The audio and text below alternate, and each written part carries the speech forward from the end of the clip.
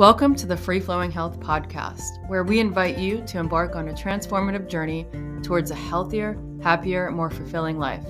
Each episode brings you a dynamic exploration of the diverse aspects of health, wellness, and healing. I'm your host, Lisa Brown. Join me as I engage in intimate conversations with inspirational guests who share their unique stories and insights. These conversations will take you beyond conventional thinking, encouraging you to break free from the constraints of a one-size-fits-all healing approach. Our mission is to empower you with the knowledge, tools, and motivation needed to inspire real change. Are you ready? Let's dive in. Welcome back to the Free Flowing Health Podcast. I am incredibly excited to introduce an amazing guest. Her name is Luba Evans, renowned love, health, dating coach. She's so much more than that, though. She published 2 books, so she's an author, a speaker. She's been recognized by Harvard and has helped thousands of people not only improve their relationships, but to find inspirational love and ignite their passions. We met probably about 15 years ago in upstate New York when you opened up Galiana Retreat Center, and I can say, having experienced your work firsthand, that you have made an incredibly, very profound impact on my life in so many ways, from the Wild Woman Retreat to the Goddess Retreat to tantric retreats and all sorts of fun things that, you introduced me to in my early 20s that have left a long and lasting impression. So I'm so excited. Thank you, Luba, for being here today. Yeah, I'm also very excited, Lisa. I've been following your path, your journey, your transformation very closely. And I remember one time you cooked at one of my retreats, right? Yeah. And after that, shortly after that, you moved to Florida and turned into this absolute juggernaut producer. So yeah, I'm looking at your incredibly scrumptious images and just so happy for you. Yeah. I do miss living in Queens and being just a hop, skip, and jump away, but you're out there anyway, traveling the world, helping, like I said, thousands, maybe millions of people at this point discover who they are, on a spiritual plane and step into their full potential. Is there anything else that I forgot that you'd like to add? Yeah, there are a couple of things. One of them is that I am at this time serving what is called inspired partnerships. So creating as many inspired partnerships all over the world as I possibly can. And we can talk more about the 4 cornerstones of inspired partnership when it's a good time. But this is something that drives that gives wind to my sail right now. And of course, as always, helping women to transform from hopeless, lonely, and frustrated, and leading with their masculine to a woman who has magnetic chemistry, emotional connection, and deep unconditional soulmate love. So this is always something that's happening in my world every day, in and out, especially helping women to let go of feeling not good enough, and you'll be so surprised, Lisa, or maybe you already know. I would say maybe 90% of the population, if not more, is somehow feeling not good enough based on their childhood trauma and other relationships and experiences. So this is one of the most important things that we do every day. I know it's incredibly important. And as somebody who came from a very dysfunctional, traumatic childhood, when I first discovered your work, I was in a really dark place, and it was so transformational for me, and, sticks with me to this day that I still talk about you always to people, and how, it was your work. And it's hard to even express in words what you bring to the table, because you bring so many different modalities. It's very deep and it's beyond words. So yeah, thank you for being a part of my journey. And I would love if you could just begin by diving deep into your story, where you came from, how this all came to be, and what set you off on this path. Yeah, thank you so much. Yeah, this feels very appropriate actually right now too, because Lisa, a big part of our work is healing of the mother-daughter wound. Yeah, and I just made a post on Facebook actually about that, how many women who come to me have such a difficult relationship with their mothers, and are feeling alone and misunderstood by their mothers, and often really hurt. and let down, you know. And at the same time, I also want to say that mothers are also feeling that way, you know. So I got to see things from all perspectives. And this is one of my most important, I think, topics in my life, because I myself also came from a pretty challenging environment in that respect. So I was born in Russia, and when I was 4 years old, I already tried to help women. So my grandmother, my mother's mother, was a very extremely powerful woman, and she was building factories. She used to wear a beret like this, you know, kind of like a badass. She smoked gigantic like roll-ups, and she, at that time, it was really rare, but she was an incredibly independent woman, especially during war evacuation. She was a professor, but during war, she was sent to the edges of Russia with her newborn, and she figured out how to create a business there. She started making soap and selling soap as a chemist, you know. And so when I was a child, I saw that, like, she was like a feminine rabbi of the community, and people kept coming to her for advice. And she was laying in bed, and there were lines and lines of people coming to my grandmother, whose name was Fanya Borisovna Klub.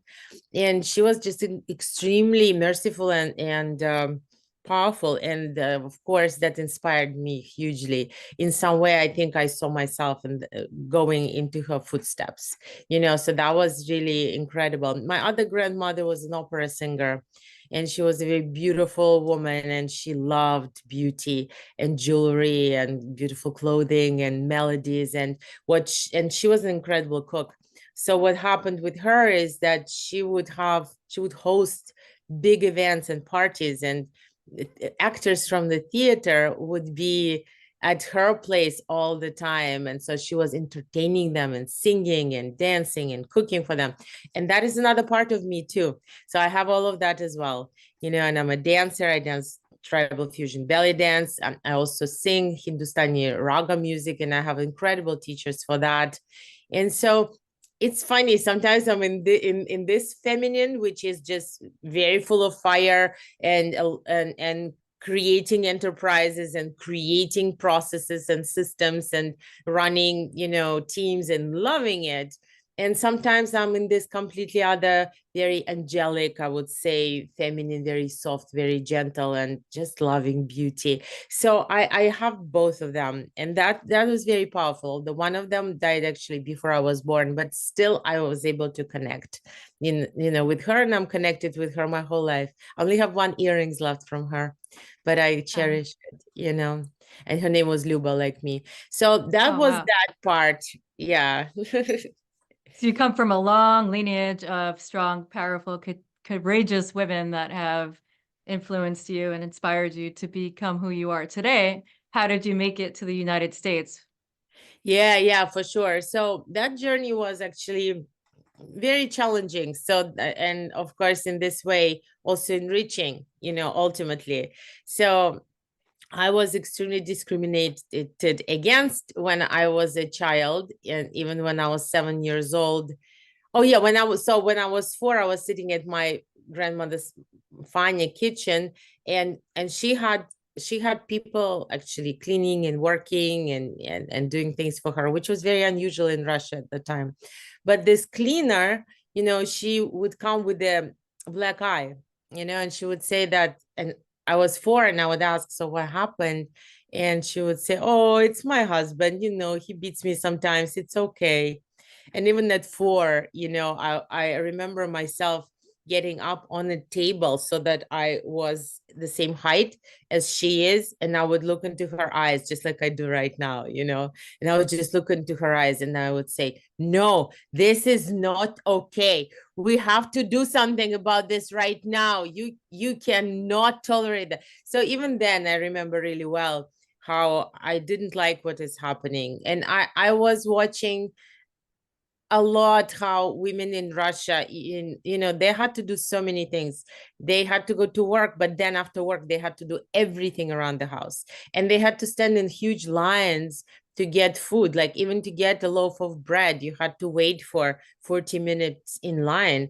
And so we had no supermarkets. So then to get meat, you had to wait for another 40 minutes in another place. And most people didn't have cars as well. So after this woman would stand in lines for a couple of hours, she had to carry all of those bags alone by herself home and then cook. And then her husband would come, and sometimes he was drunk, and sometimes he came from, cheating on her with a lover, which was also very widespread in Russia. And so I was observing that, and that gave me a lot of inspiration to become an advocate for women. Because my grandmother Fania was so emancipated, and my mother was a feminist. So it was a no-brainer, actually, that at 14 years old I had this dream, and that dream developed very easily. I was dreaming of a physical place, actually, where women would come in and they would be kind of feeling low, like they were in Russia, and they would be feeling unloved, uncherished, overworked, overwhelmed. And they would come through experiences. And at that time, I thought it's going to be cosmetic experiences like nail polish and massages, and they would come out feeling amazing and loved and cherished and excited and lit up. But now I'm doing the same thing, except for the physical place it's a mind place. It's a place of the soul, and as you know, it's also embodied practice place. But that idea I had since I was very, very, very young. So another challenge was this discrimination, because I didn't look like Russian women, and as you see now, I still don't. And Russian women are notoriously very beautiful, and they were extremely fit, and they would usually be blonde, and their noses would usually be these little perfect noses, and those slanted eyes, and those incredible cheekbones, and they would be tall. Next to them, I was like a little elephant, like a little short, chubby Jewish girl with a big nose, and just really, I really could not compete on the looks, at all. In fact, the boys did not really like me except for one, and then when he was a narcissist. And then I really had to figure it out. I really had to figure out how to be magnetic through my spirit, through my soul, through my intellect, through the fire in me, and through other things, So in that way, also, I feel extreme resonance with all women who did not feel lovable or very beautiful or good enough as they were growing up. So that was another part of my story. Another part of my story is that my father died when I was very young, and I really loved him. And that was a gigantic trauma that I've been dealing with pretty much my whole life. And it was very unexpected. It happened in one night. And so for me, the world just got shaken and changed in 1 second. And that's when I gave a pledge to myself to go on this spiritual quest and to understand for myself, although I've been thinking about that since I was very little. Who are we as human beings? Why are we in this body? What happens after we die? What is consciousness? And those questions were already deep in me, but that's when I really said, I promise I'm going to travel to the other side, and I'm going to meet my father. I can't just let this go. I can't let this go. And that's also when actually my relationship with God was also shaken, because I could not believe that level of injustice, that something like this can just happen. And another part, there are a couple of other parts. And share it all. Yeah. So another part of my story is that my mother has been a borderline narcissist. And because of that, also I have explored that condition and growing up with that condition so deeply that, in Russia, as some people know, when your parent is this unstable, bomb that wants to blow up any moment, and gaslights you and disowns you and violates all your boundaries and basically, drinks your energy. Very often, this kind of people are also really nice to other people in the society, so nobody can understand you. So in that situation, when I lost my father and nobody could understand my trauma, yeah, it was very tough. And so I was determined also to understand what is happening with my mother, because my mother also has this extremely loving part. And so it was really confusing. And she was making me also feel guilty for everything, like all borderlines do. So I just could not understand what is that world where I'm living, you know? And so because of all those events, I really felt like I needed some kind of fortification. I got married very young and had my daughter when I was 17. And now my daughter, you know, she's a professor of psychology, and she has a thriving practice in LA. She's one of the most sought psychotherapists in California. She's writing a book on conscious parenting, which was sponsored by Schwarzenegger's wife, Maria Schreiber. And this book is probably going to be very big in the world. And yeah, so that's my daughter, who was born, you know, this little girl in Russia when I was 17. And so then I actually moved to the United States. And at first I was in shock as well, because the culture was very different. It felt like people don't know anything about death, that they live without the notion of death every day, you know, and that felt just like they were in complete denial that this is a short life, that they were just living like when they buy things and accumulate things and watch, let's say, TV. At that time they watched a lot of TV, there was no internet also, and that they are just in that abstraction, those degrees of separation from reality. I remember this one show which shocked me, which was called Change of Heart, you know, and people were coming to that show with their partner, and sometimes they were with that partner for several years or many years. And the question was, okay, so there's this new person who shows up on the show, and we're all going to bet if there's going to be a change of heart. So I'm a girl who grew up on Dostoevsky, you know, and Tolstoy, and I believed in very deep relationships that were based on the soul, that were based on seeing the complexity of one's soul, that were extremely unique and complicated. And all of a sudden, it felt to me that I came to a place of, you know, like I was let's say giant, and I came to the place of those like little lilliputs who have no feelings, you know, who are just whose feelings fall flat. And it was very difficult for me. And that's when I made another pledge. And see, like I guess I like making pledges. And by the way, I also made a pledge with my daughter that this curse from, you know, mother to daughter relationship is going to stop right here, which I, you know, kind of I think I'm kind of successful with that. But then I made the pledge to wake up American people. And I ran. So first thing that happened, I went to Barnes and Nobles, which was a mecca for me. And I bought pretty much every book on the shelf on psychotherapy and psychology, and then already New Age and many others. And then I understood what's happening to my mother after I read this incredible book, Stop Walking on Eggshells.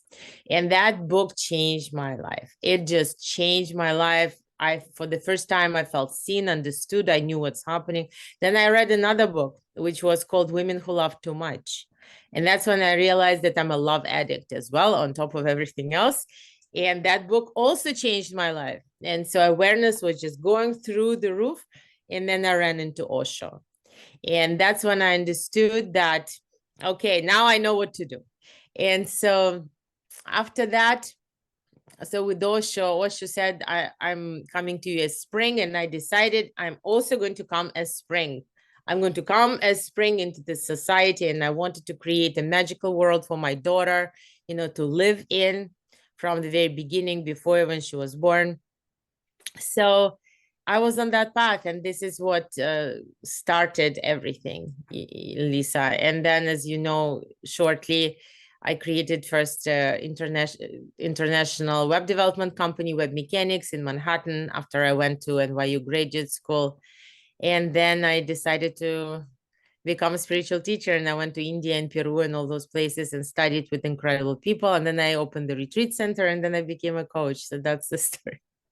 And That now I is have a a story. team. Yeah, now I have a team Yeah. of people, amazing, incredible people. Every person on my team is a soulmate. You know what can I say? And we're all thriving towards the same goal. We're all supporting, helping ascension, helping evolution of consciousness, not only helping solve the issues of loneliness and feeling inadequate and lost, but really also connecting a person to their deepest soul, to their purpose. And this is just so exciting. Women who come to us usually within 2 weeks start shining. And I'm also a hypnotherapist, so we have a whole bunch of guided meditations and hypnosis tapes that people listen to, and it really goes deep, because also I know the very, very depth and nitty-gritty of how subconscious mind works, especially with tantra, also working with sexual energy, which is the deepest, the bottom of the subconscious. So we have an incredible success with helping people to transform. So within 2 weeks, women start glowing. It's just incredible what happens. They lose 10 years at least, and light starts to go through their eyes, their cheeks start to glow, they start attracting. So that's something that happens after they graduate our magnetic woman program and they get our soulmate magnet profile. They start getting tons of attention from usually men. Like usually we work with heterosexual women, but not always, but whatever it is. And right now many women also are bisexual, so it works either way. Just personal magnetism, it's Right. that attracts. And so they start attracting based on many, many different factors. And one of them is also our soulmate magnet online profile that we do, which is a very specific magical thing. Yeah, and also many start getting clients, charging more money, up branding, really, really stepping into their gigantic magnetic self. And so all the people on my team are very excited. They're very with it, and I'm very proud of each one of them. They're doing incredible work. And I'm so proud of you for bringing this to light and doing this incredible work. So I'm sure that a lot of women out there listening, maybe they're in their 40s, 50s, 60s, and they've given up on the idea that love is for them, or that there's somebody out there for them, and they're stuck in these habitual patterns and these negative feedback loops, and maybe even abusive relationships, and they're feeling the stagnancy, not only, when it comes to their passion or even following their dreams and their desires. Maybe they're even cut off from, the greater level of abundance out there waiting for them. What would you say is a starting point for these women, and is there hope for them? Yeah, of course there's hope. It's 100%. It's not even hope, it's a given. If you make that choice, that's what you want in your life, when you commit to your true happiness and you do the work. Yes, of course, we start with ourselves as always. So the first step is to look into the parts of ourselves which are still feeling unloved. And usually it's the inner girl, inner child that is still feeling judged or abandoned or blamed. Usually also it is the beloved, the absence of inner mother. So there are some women who come in and actually the woman inside of them who is responsible for attraction is a teenager. Or sometimes the woman inside of them, yeah, who is making decisions in her life is a teenager. And sometimes that inner teenager is not loving the inner girl. So we need to build out that part of the personality, which is the inner mother, which is this really powerful woman, no matter what happened in her life, no matter what happened. And we connect her with her inner resources. And for some women, it is God. For some women, it's Jesus. For some women, it is nature or goddess or fire or wind, trees, whatever that is. We help the woman to gather energy from those resources and connect to the universe in spite of her own childhood, whatever happened. And that way she becomes a sovereign magnetic queen. And we start from there. Then we go through self-adoption process, and that's when we become whole. And that's just one part of this work. Then we go into other parts, inner feminine, inner masculine. So many women, most women actually, who didn't have amazing relationship with their mother, usually lead with their masculine for a number of reasons. So one of the reasons is it feels safer, you know, because it's achievement oriented. The society also rewards you when you lead with your masculine, rewards you financially, seems like, at least. Yeah, and also the most important is when you were growing up, and if you're a woman like this, you will recognize that your feelings were not honored. Let's say, right, you had a feeling and you got a message from your family that that feeling has no space here, whatever it was, right? Maybe you were ignored, maybe you were criticized, maybe you were even punished. So whatever happened there. So in feminine is about feelings, honoring your feelings, being in your pleasure, being in your desire. And all of that can be very shut down, extremely shut down if, as you were growing up, this is what was happening. And so many women, especially who had to provide for themselves, or single mothers, they're just really used to be making decisions, running organizations, being independent. And so then this masculine starts to accumulate more and more. And so many women come to me after 40 or 50 who are saying, you know, I'm feeling invisible. Yeah, my feminine is really shut down. I don't even know what it is anymore. And that's when we talk about divine feminine. And why do we say divine feminine? It's because we are connecting to the source of divinity, where we are connecting to the flow of life herself. It's the life herself that we can express through our cooking, through our aliveness, through our dancing, through our singing. That's my other grandmother, you know, that feminine flow.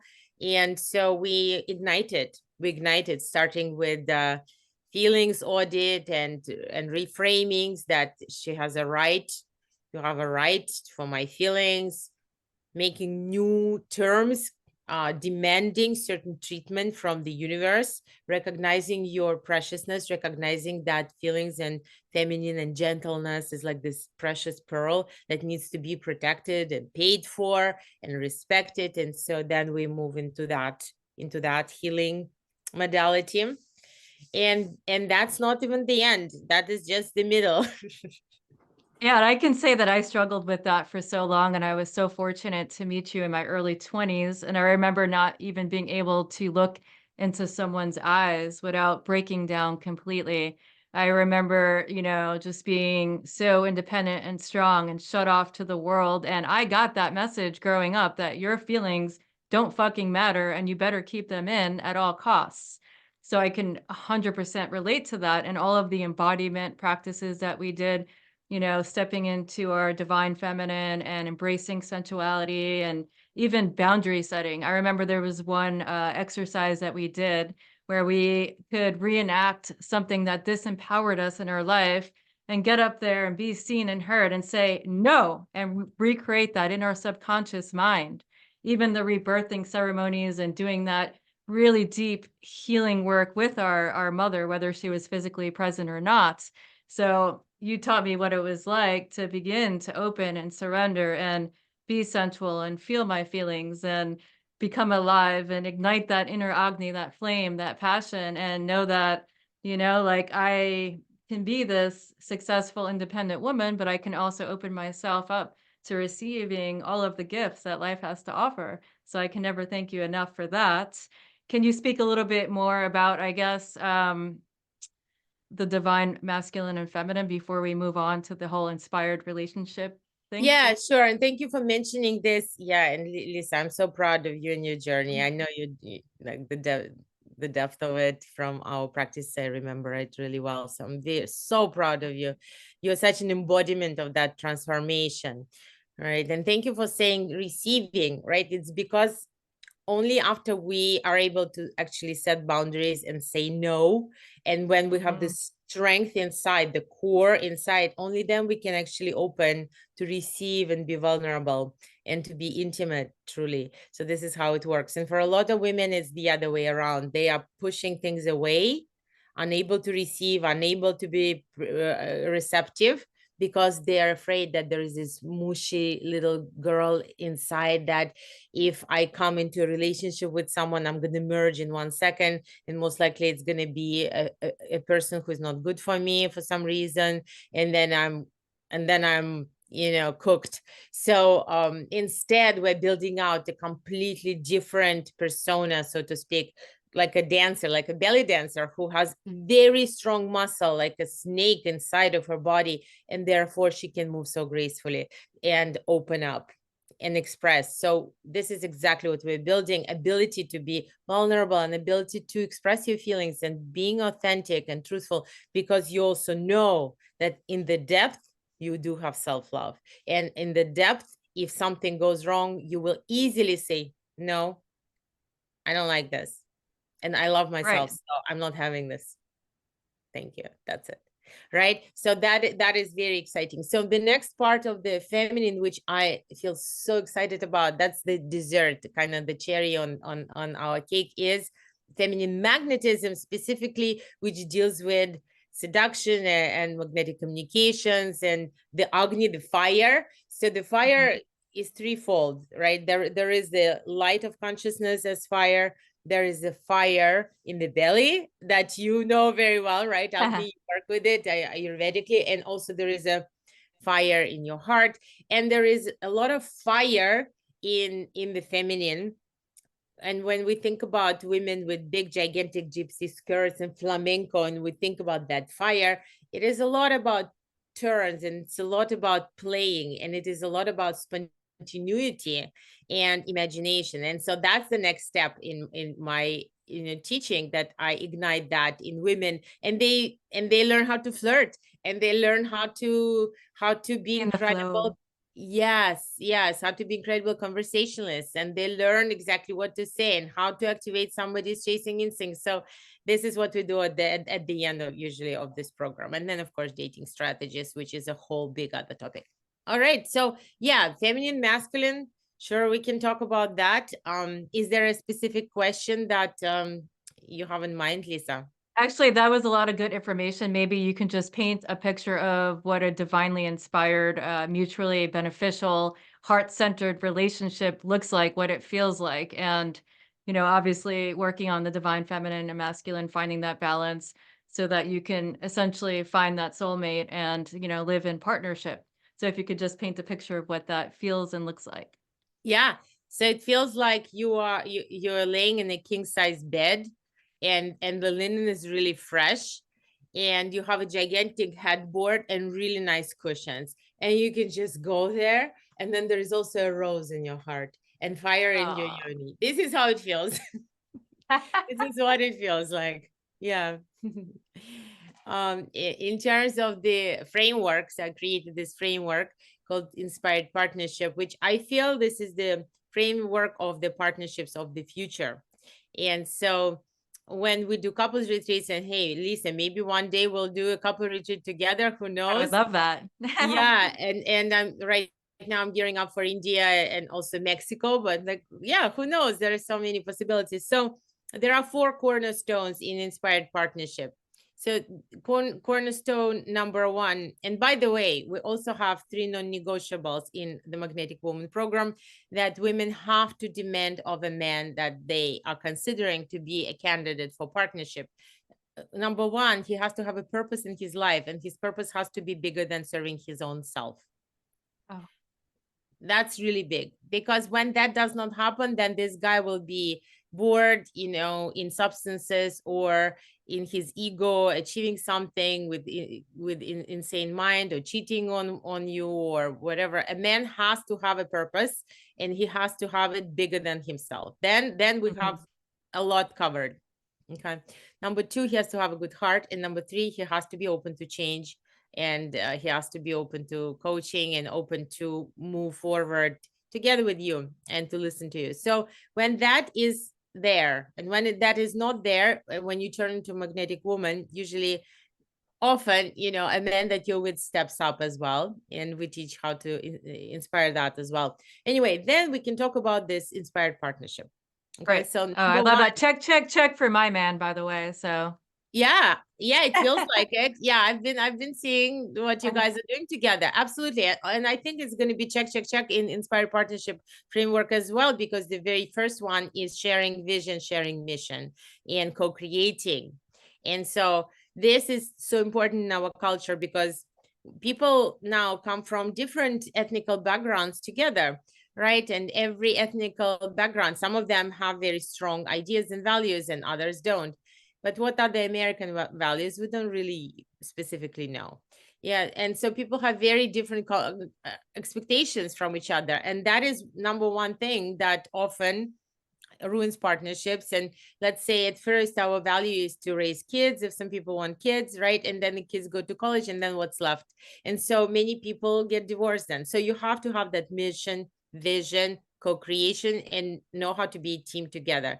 That is partnership, being a team together. Number two is being heart guardians for each other, and that means holding each other's heart as a fragile bird in your hands. Yeah, it really means being on your side. It means that instead of fighting for me all the time and me feeling good, fighting for both of us feeling good, or doing whatever is necessary, like holding your heart sacred. Or like, for example, that means not waking up another person in a rude way, in any way, physically or metaphorically.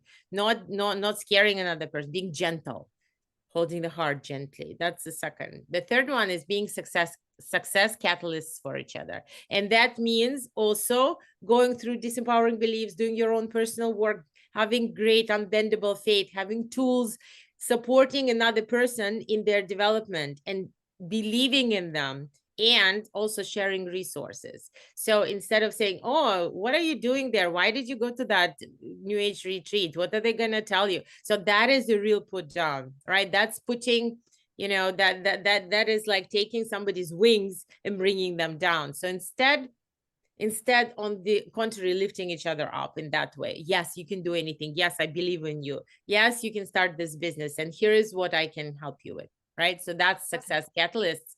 And the fourth one, and maybe it's the most important for some people, is to be pleasure partners for each other. And that means discovering for each other what brings you pleasure, and discovering for yourself, and choosing pleasure, prioritizing pleasure. And that is also one of very deep reasons why people break up, is because they start neglecting pleasure. And in the beginning, there's a lot of pleasure, usually in the relationship. And then all of a sudden, they're all caught up in their respective pockets, or in one pocket of survival or making it, or just boredom or whatever. But pleasure is an art. And so prioritizing it would be something like imagining, okay, so what fun things are we doing this week? What fun things are we doing this month, this year? What fun things are we doing right now, instead of babysitting each other, or just feeling like, okay, I have to spend time with my partner, although it's boring, but I have to babysit that partner. Or instead of that, really looking forward. And tantra, that's when tantra comes in very deeply, awakening our senses and creating fun, unusual experiences for each other, also breaking monotony. And we have tons and tons of tips for that, and methods for that. So that's it. Yeah. That's inspired partnership. And the world needs more pleasure because of this high-paced society with so many demands, with technology serving both as a blessing and a burden, and stealing our attention. Like you said, people being in that mode of survival. So do you think it's important to actually schedule this pleasure time, throughout the week? Like you said, I guess looking into the future and, just making time, making it a priority, and ensuring that you can have this quality time to really connect. Absolutely. Heart zone dates, specifically tantric dates, absolutely have to be scheduled. Unless both of you are already retired, living in leisure. Other than that, absolutely. Yeah. And I also want to say about pleasure, many people are afraid of pleasure. They're afraid that they can't receive it, right? Or that's bad. I'm egoistic when I receive pleasure and all that. And that comes also from the platform that we grew up on, Judeo-Christian platform, actually, that pleasure is bad. But the reality is, first of all, there are different types of pleasure. Pleasure doesn't necessarily mean doesn't mean at all being lustful or gluttonous or any of that. There are different levels of pleasure, And some of them don't include touch or taste. There could be audio pleasure, there could be visual pleasure, there could be pleasure even sometimes to inspire people, like public speaking. Yeah, can be pleasurable because it's also thrilling, and pleasure can include those thrills. Jumping with the parachute could be very pleasurable, riding a horse, right? So there could be also pleasures that are very healthy. And so people are afraid because they don't understand what pleasure is, but pleasure truly is the aliveness. Pleasure is like, let's say I have 2 cups, and Lisa, tell me, how much time do we have left? I don't want to go over. Another 20 minutes, All right, so we have time. at Okay, least. Yeah. so for example, if I have two cups, let's say, I know, like this 1 cup, this cup, right? My daughter gave me this little cup with Oh, the it's okay. hedgehog. And then I have this cup, for example. Another person gave it to me as a gift. And then I'm thinking it, and I'm sitting thinking, which cup do I want to choose? And so most people are gonna think about it from the place of the mind.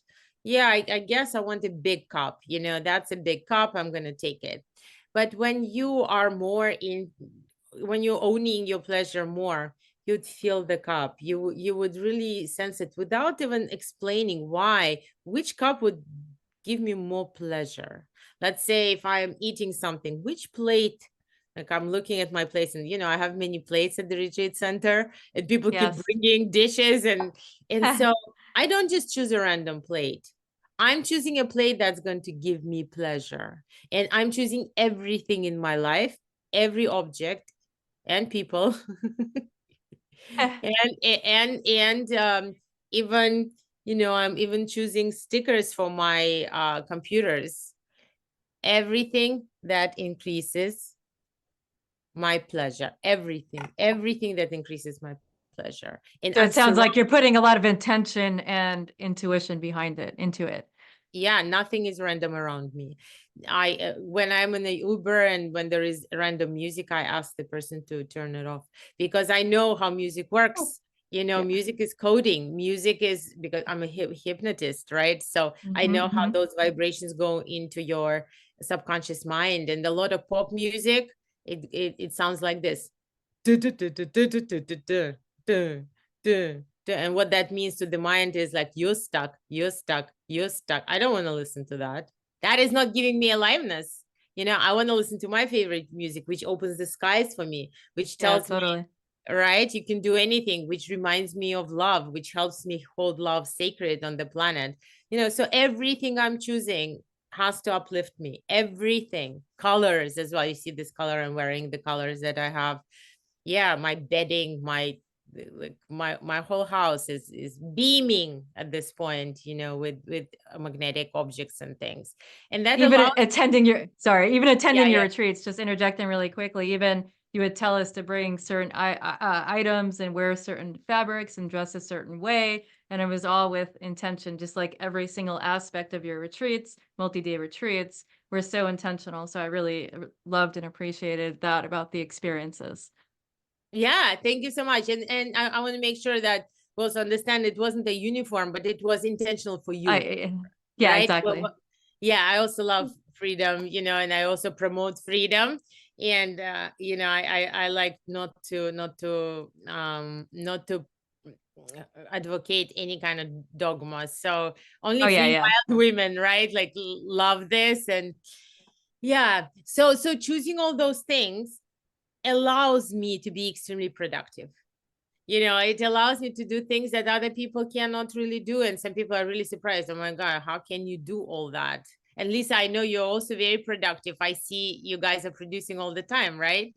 Yes. And I'm still learning to find that balance, and it's always a good reminder, but evolved over the years, and I think it does take a certain level of consciousness and, like you mentioned earlier, awareness, to get to that space, and it's a constant practice. It doesn't have to be dogmatic, but I like to visualize it and feel it as a practice. Yeah, So it's it is practice for sure. Yeah. And I want to show you something just by chance, kind of, I'm holding it in my hands. And this bracelet, actually, it is done for our Magnetic Woman program.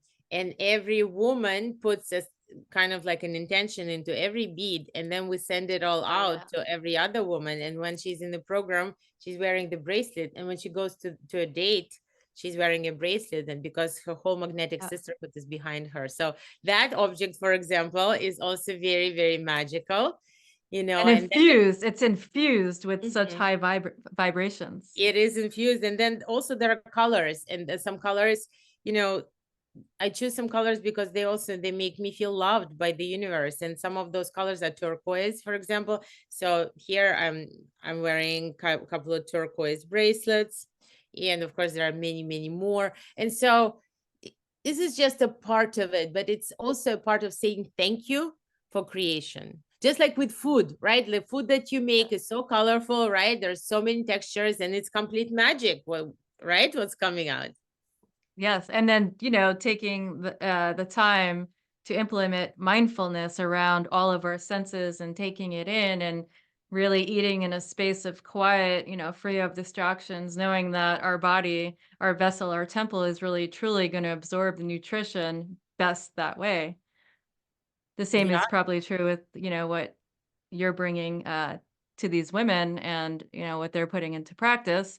But I guess if you could just talk about what programs you have available right now, any retreats, what you have going on, how people can work with you, connect with you, all of the information, which will also be in the show notes, whatever you'd like to share. Sure, absolutely. So right now I have, sometimes, by the way, I also have a program for coaches, and I already trained some coaches who are out there in the world doing their work. And so once a year we do this program. So if somebody wants to become a coach for magnetic women or for magnetism of feminine and masculine, by the way, we didn't yet talk about that polarity, but that's okay. I think, there could be other speakers to talk about that. By the way, that polarity is slightly going out of fashion when we're saying, oh, women have to be all feminine and men have to be more masculine. So in my teaching, feminine was always everything. It wasn't just this, you know, so that my teaching stands. It will stand for centuries. There is no question about that. So, so my main flagship program is Magnetic Woman program, and more than 700 women went through it at this point, and it's really polished by now and just incredibly powerful. We also have an introductory program, which is called IFC, Irresistible Feminine Confidence, which we also run sometimes. And as to retreats, there are 3 Magnetic Woman retreats a year at my retreat center, upstate New York. But also now I'm going to teach at the big event in India, and we are putting together a retreat in Mexico, in San Michel area, like that very new kind of like fashionable area. So there is this big retreat that's being planned gradually. I think that the easiest thing to understand what happens to in our world is to go to www.lubaevans.com/15. And first of all, lubaevans.com already has a lot of information and also different links to different things. You can watch a masterclass, or you can book a breakthrough session with us, and we will see if you're a good candidate for any of our programs.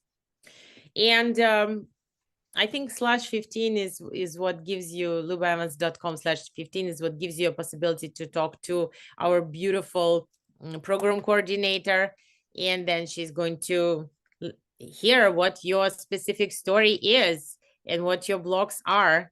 She's going to be able to pinpoint that. And then if she feels that you will benefit from a conversation with me or one of our coaches, she's going to escalate you. And if not, she will give you some other resources, possibly some free resources that we have. And we have many, of course, tons actually.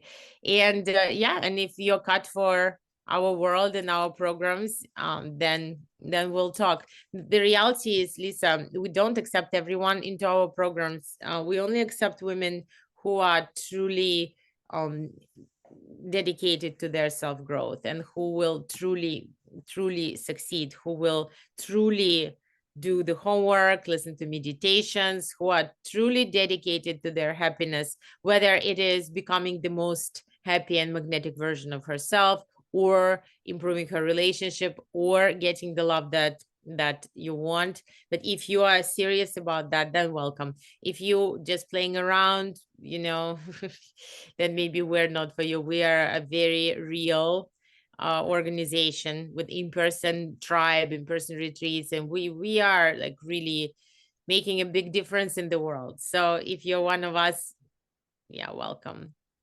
Yeah, women out there. So if this resonates and it sounds like it's in alignment, definitely give Luba Evans a shout.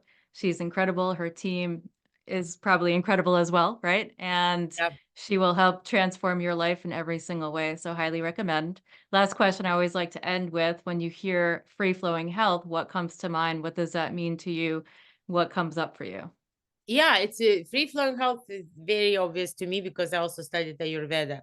Yeah, so in Ayurveda there is this concept of ama, which is the obstruction that accumulates in your body, and of course in the world of consciousness, that obstruction, those blocks, those hangups are on the level of your mind or your emotions, so certain little entities that get born, entanglements, stories, Indra Mhm. knots. So when we unwind the stories and when we see that everything but true love is an illusion, then we let go of those obstructions, we let go of those blocks, and we will let go of that ama in the body, and then the flow becomes free, and the flow comes from the infinite source, and therefore it is brilliant and healthy and flowing. And that is what this work is all about, really.